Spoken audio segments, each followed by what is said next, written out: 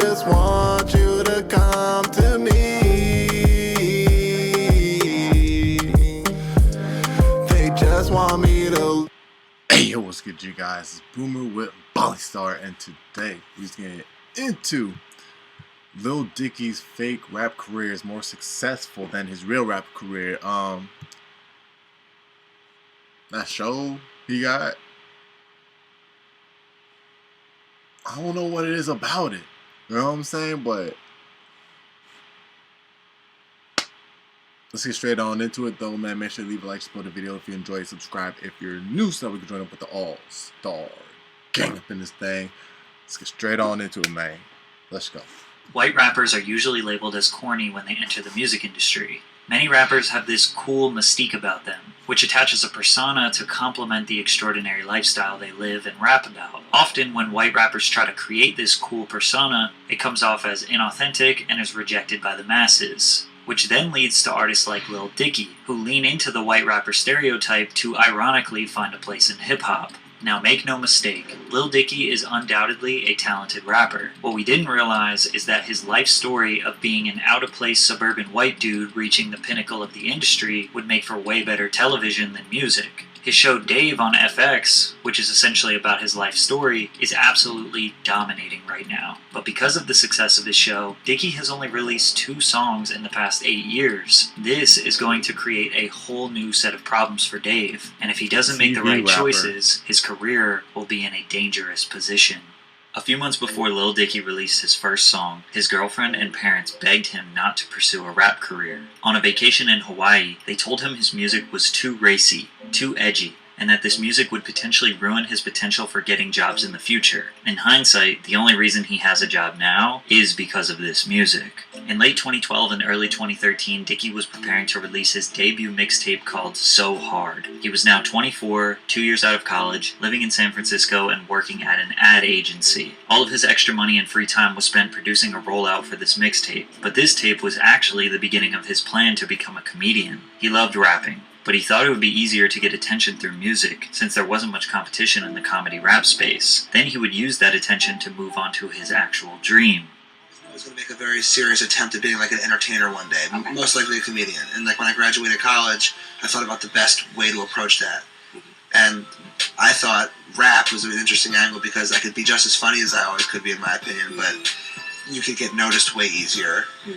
There's way fewer competitors. Like I didn't see anybody in the comedic rap space. His plan was to release a visual or piece of content every single week for 5 months straight. This was obviously risky, spending that much time, effort, and money on a rollout before ever releasing a single song. Lucky for him, his very first song went viral. On April 25th, 2013, way fewer competitors. Like I didn't see any for 5 months. Straight. His plan was to release a visual or piece of content every single week for 5 months straight. This was obviously risky, spending that much time, effort, and money on a rollout before ever releasing a single song. Lucky for him, his very first song went viral. On April 25th, 2013, Lil Dicky released his first music video for the song Ex-Boyfriend, and this was barely a song. It was a story. Lil Dicky got into a romantic relationship with a girl, and the night they were going to sleep together, they bumped into her ex-boyfriend. He thought the ex was a borderline perfect male specimen that Dicky could not compete with. A whole verse was dedicated to how nice this guy's penis was. Make sure you're drinking water while I tell you about today's sponsor, Underdog Fantasy, the best place to play. Pick higher to fill your fantasy as a bet in. Thanks, Underdog Fantasy. Dicky decided to ditch the girl to prevent himself from disappointing her until she ran after Dicky and told him not to worry since they dated in the 2nd grade, and Dicky got to smash. The song got shared on Reddit, which would ultimately get pushed to the front page, and as a result, the video got over 1 million views in the first 24 hours. He drove all the traffic Dicky got to smash. The song got shared on Reddit, which would ultimately get pushed to the front page, and as a result, the video got over 1 million views in the first 24 hours. He drove all the traffic from this video to his website to download the full mixtape. So Hard was 17 tracks long. Most of those were remixes over really popular beats or stolen YouTube beats. Most people go viral and don't know what to do, or they have nothing to follow it up. But as we know, Dicky had 5 months of content that was ready to be released. He dropped Staying In, Sports, Jewish Flow, and Too High, which all generated millions of views in the first few days of release. All of his songs were rooted in a great degree of irony, like his song Too High, which starts off by him saying, "Every rapper got a track about smoking weed, so I didn't really have a choice." Through these tracks, we got to know that he was a goofy suburban Jewish kid who was a serial masturbator and obsessed with the idea of getting laid. It's great to finally see a rapper that doesn't take himself so seriously. Dicky approached rap more like comedy. He understood people were going to make fun of him in the rap game, so he just beat them to the punch. Self-deprecating humor is a go-to strategy for a lot of comedians. It's an easy way to secure some laughs when you say what other people are thinking. Plus, it gives you the perception of being humble and trustworthy. He also wasn't afraid to make a racy or edgy song/music video. As we know, a big part of comedy is riding a thin line of controversy. A lot of comedians are constantly trying to push the limits to get their audience to laugh at the things that they're traditionally not supposed to laugh at. Dicky was not afraid. Lots of haters out there. Listen to a little bit more of his music. He's super talented, and the sense of humor brings some much-needed light air to rap music. Bro. There's no way you can say he's not amazing. Again, like, I watched a show, his rapping on it, bro, like,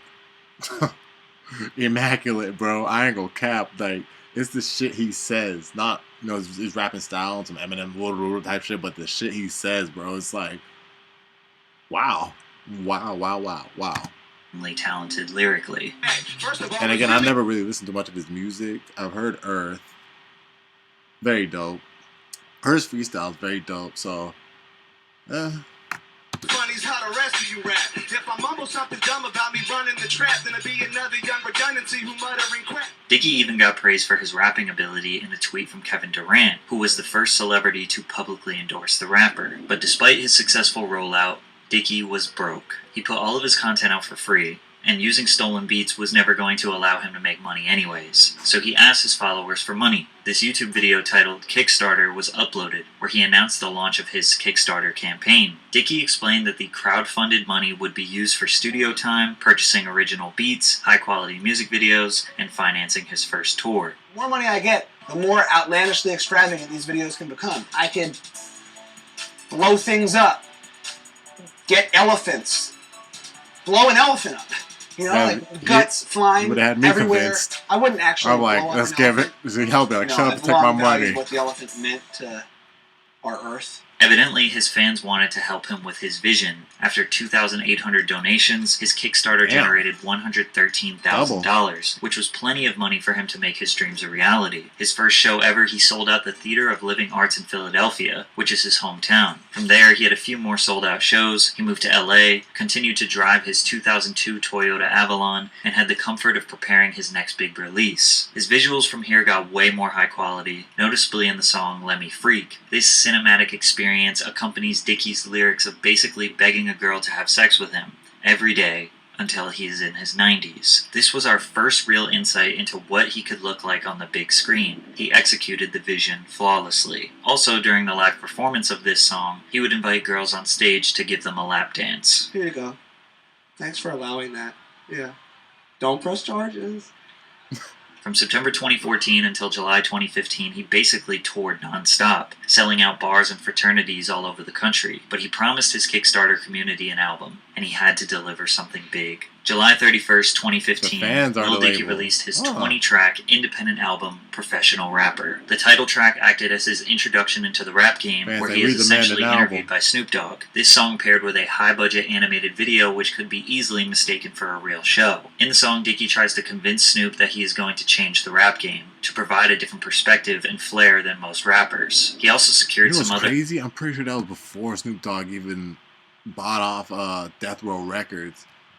So if anything, this was like foreshadowed. Be easily mistaken for a real show. In the song, Dicky tries to convince Snoop that he is going to change the rap game, to provide a different perspective and flair than most rappers. He also secured some other pretty big features like T-Pain and Brendan Urie. But Dicky knew he had a hit on his hands when he landed a feature with Fetty Wap and Rich Homie Quan, who was absolutely dominating the radio in 2014 and 2015. Save Dat Money was an ironic twist on a 2-decade trend of every rap song talking about spending money. The music video took this to the next level, where he went door to door and asked filthy rich people if he could use their mansions, cars, and yachts for his music video without paying them. The budget for the video was $0, which was a genius move that landed him a lot of press and was a catalyst to the video getting hundreds of millions of views. This song would ultimately chart at number 71 on the Billboard Hot 100 and got a lot of new eyes on him. The frat boys who were turning up to classic male pregame absolutely loved this album, but the broader hip-hop audience had a hard time deciding what value Dicky was bringing to the game. His comedy was about as funny as your goofy parody movie or newer Adam Sandler film, but when he was serious, it came off kind of confusing, like on the track The Antagonist, where he basically talks about how he doesn't like his funny music and doesn't listen to funny music. He thinks his serious music in his archives is going to change the world, which just seemed kind of odd to denounce the very thing he was known for, and that his fans loved him for. Also, instead of talking about this greater music that you have, why not just release it on your debut album and find out? In a way, I understand. Like, you have to appease the audience before you really give them what they want. Sometimes it could be a certain song that they just do for fun.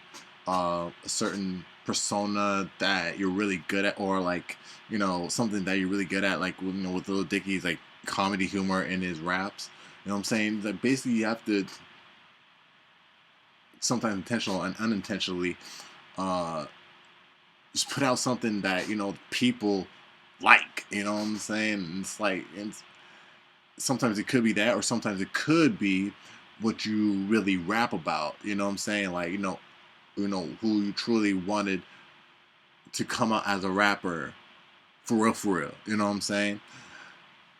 And sometimes you attract the audience with that. I mean, whatever works, really. You feel me? It is what it is. Doubt if it's really as great as you think it is. Dicky still had to prove to the mainstream he was worth paying attention to, because we didn't know if we should consume his music seriously. Because I say, like, you can actually attract the audience and make people like you putting out just what you put out. Could or could not be a shorter process. But, I remember, like, cats like Kendrick Lamar and all them, you know what I'm saying? Like, yeah, came out doing that. And, I mean, honestly, it's really still a great area, honestly.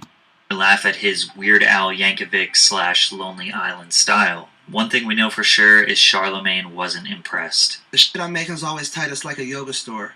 They all up in the other boat. It's why I'm overboard. That was a hot bar, though. The shit I'm making always tight. It's like a yoga store. Now, his interview actually gained him a lot of sympathy because people thought Charlemagne was being rude and disrespectful towards him because he's a white rapper. Not sure if that's exactly what Dicky wanted, but views are views. In 2016, he started getting more mainstream attention after he was part of the star-studded XXL freshman list cover. He was also landing major brand sponsorships with Trojan, EA Sports Madden, and Beats by Dre. When he did freestyles on radio stations, he knew he was going to be broadcasted to true hip-hop fans, so he would try his best to impress them. Hey, that's a good ass right. Only thing I got left, find a good ass right. But y'all, I gotta hit these hoes first. Don't tell mom. In a year, I'ma bend over Michelle Obama. Oh, they was sleeping, but now they awake. Izzy or Drizzy or Louis C.K. If he was both of them bitches with both of them businesses, shit would be crickety cray. By 2017, he had already toured all over the world and was living the professional rapper lifestyle to the highest degree. He reached new cinematic heights with the visual for his song Pillow Talking, which was a 10-minute roller coaster of a conversation Dicky had with a girl after they got done having sex. They go from small talk to politics to aliens to God to veganism. This video was very ambitious and made a 10-minute track feel a lot more like a short film than a song. In fact, it was the 49th most expensive music video ever made, landing somewhere around $700,000. The high expense likely came from the CGI soldiers, dinosaurs, and feature from Brain, which is an animated character voiced by Dicky. Brain easily stole the show because he was adorable and undeniably cool. His animation was done flawlessly and provided some comic relief from the extremely awkward and chaotic conversation. He even ended up releasing a whole mixtape as Brain, which was a cult classic for his fans. Around the same time that this video dropped, he had another big announcement, that he was working on a TV show. But it takes so long to develop that you won't really see any of that for like a year and a half, but it's in the works. In this interview with XXL, Dicky also mentioned that he didn't like to rush through his creative process. Most people rush for the sake of money or fear of falling off, but Dicky has an extremely modest lifestyle, positive money-saving habits, and no kids or family to provide for. Plus, his audience is extremely loyal. so he can afford to take large breaks to focus. I think my TV show is going to be my big thing, so I'm pretty focused on that, and I think doing that will lead to all of the other opportunities I want. This couldn't be more true. However, Dicky still had some noise to make before he would fully make the transition. Dicky was watching the movie Freaky Friday, the Lindsay Lohan version, when he thought, what if I switched bodies with a singer that could dance? Since Chris Brown was one of the first artists to show him support, he knew he was the perfect candidate for the job. Freaky Friday was a song about what Lil Dicky would do if he woke up in Chris Brown's body. He said he would FaceTime Kanye West, sing, dance, and say the N-word. Then, Chris Brown woke up and was Lil Dicky, which he obviously hates, and tried to do anything he could to get back into his own body. Even though the concept was inspired by a movie that was then rebooted, Dicky received praise for his creative genius, since it never had been done in music form. Yo, don't sleep on Lil Dicky. I can see Lil Dicky like in a show. I can see just the way he be acting. Like I could see him in like a TV show. I don't know what type of TV show, but I don't know. He's very funny. I would watch a Lil Dicky TV show. However, Chris Brown's performance and acting easily stole the show, and cameos from Ed Sheeran and Kendall Jenner helped for the memes. The song peaked at number 8 on the Billboard Hot 100, and Lil Dicky was a certified mainstream success. He thought his next song, Earth, was going to top everything he had done before, but unfortunately, that was not the case. He spent $4 million producing this Pixar/Disney level animated production. The intention of this song was to raise money for charity and discuss the dangers of climate change. This song had an all-star cast of 28 different celebrities and singers portraying characters, as well as singing a line or two. Some of those included Ariana Grande as a zebra, Miley Cyrus as an elephant, Shawn Mendes as a rhino, Snoop Dogg as a weed plant, and Kevin Hart as Kanye West. And I'm Kanye West. The song peaked at number 17 on the Billboard Hot 100, but it failed to do anything more substantial than provide a few memes. Even for Lil Dicky, this seemed like a terribly unfunny Disney promotional trailer that celebrities participated in to pat themselves it was memeable, so on the back and pretend like they care about the earth. The saddest thing about this song is, this is the last major single that Lil Dicky has released since 2019. And the reason for that? Because his dream of being a Hollywood star was about to come to fruition, as season 1 of his show Dave was announced to release in early 2020. Everyone, when's the new album? Dave, yo, here's my new show. Initially, fans were disappointed, but with the pandemic about to settle in, they didn't realize they were about to love this next step for Dicky. Dave premiered on FX on March 4th, 2020. The show focuses on a slightly fictionalized version of Lil Dicky's life. He plays himself as a suburban man in his 20s that is entirely convinced that he is destined to be the greatest rapper of all time. His show is a lot like his music. The performances are great, the quality is top-notch, but it's really just for fun and to make people laugh. Dave is complimented in the series by his 2 real-life friends, Andrew Santino, a prolific stand-up comedian, and Gata, his hype man. Just between these 3, you have a pretty lovable and entertaining cast. Where Dave really sets himself apart is by immersing the viewer into the world of being a rapper. They do this by securing successful rappers and influential people within the music industry to play cameos in the series. Just to name a few from the first season, Young Thug, Gunna, Trippie Redd, Charlamagne the God, Justin Bieber, and more. Dave gave rappers an opportunity to try acting, even if they are only playing themselves. It still puts them in unique situations which are fun for viewers. For example, you would have never got to watch a Lil Dicky awkwardly accept a blunt from Young Thug. Hey guys, you mind if we join? Sure. Thug, sure. Thank you. The series is riddled with moments like these which honestly make it entertaining. And because of it, the show was an instant success. 2 months after its premiere, Dave became the most watched comedy series in FX history, averaging 5.3 million viewers per episode. Following this monumental success, they were renewed for a second season and started filming immediately. The second season follows a similar format as the first, just a bit darker. Speckled in between the dick jokes, Dave deals with the internal struggles of fame and notoriety. Just like the first season, there are many more celebrity cameos like Lil Yachty, Kevin Hart, Lil Nas X, Denzel Curry, and others. The second season received an average score of 84 from critics on Metacritic, being praised for its deeper character development and feeling of progress coming from the first. In February of 2022, Dave was renewed for its 3rd season. This is the most recent season that premiered on April 5th, 2023, and they are currently still being released. The season has been received well so far. The rapper continues to bear all across the country in a show that remains as humorous as it is illuminating. It's safe to say the show will continue to perform well in the foreseeable future. It's a unique combo of rap, juvenile humor, and relatable personal struggle that can entertain adults and youth alike. It's this show that exemplifies very well that Dave Bird, above all else, is an entertainer. And although fans have been begging him to release another album in his comment sections, it looks like they will not get one. Aside from the songs that are in the show, it's unclear if Dicky will ever return to music. After all, his goal from the very beginning... I mean, what if he makes the songs within the show on an album and makes an album? I don't know. I don't know where I was going with that. But it's like, you know, I guess the songs on the show that he put, like, you know, that he says, the songs that, you know, that you see on the show, that he does on the show, could actually come out as an album. You know what I'm saying? And like, and the whole time it's just him promoting that album or so, instead of it possibly being a show soundtrack.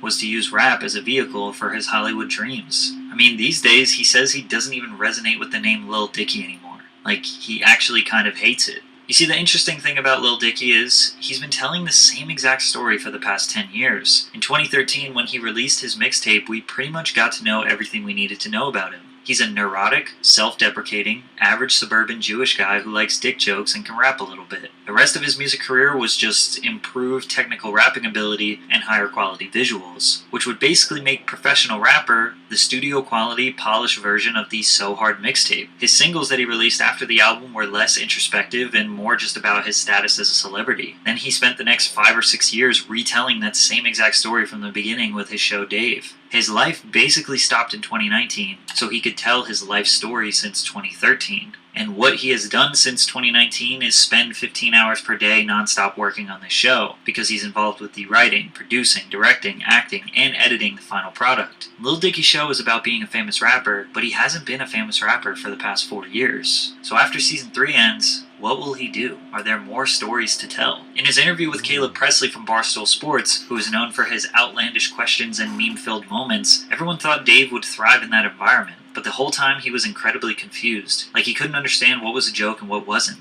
which led to fans being disappointed. Not going to lie, I expected Lil Dicky to be one of the best episodes, but he gave you nothing. I always thought, like, I'm like the comedic voice of my generation. Now, he says this, but he was dry as a bone when faced with somebody who does have a comedic voice in 2023. What Dave decides to do from here is very important. He has lasted a decade on the same story. Is he capable of producing something other than his own life experience? Will he go back to rapping as a 35-year-old? Can he prove himself as the comedic voice of our generation, or will he be stuck in limbo for many years to come? Alright, you guys, so that was Lil Dicky's fake rap career is more successful than his real rap career. That is a pretty good point. Y'all let me know your thoughts about it down in the comment section down below. You already know it's Boomer with Ball Star. Make sure to leave a like, support the video if you enjoyed, subscribe if you're new so that we can join up with the all-star gang up in this thing. I'm gonna catch y'all in the next one. 100. Mad as hell, why you look so fine? I can tell I can make you mine. You're just my type. You're just my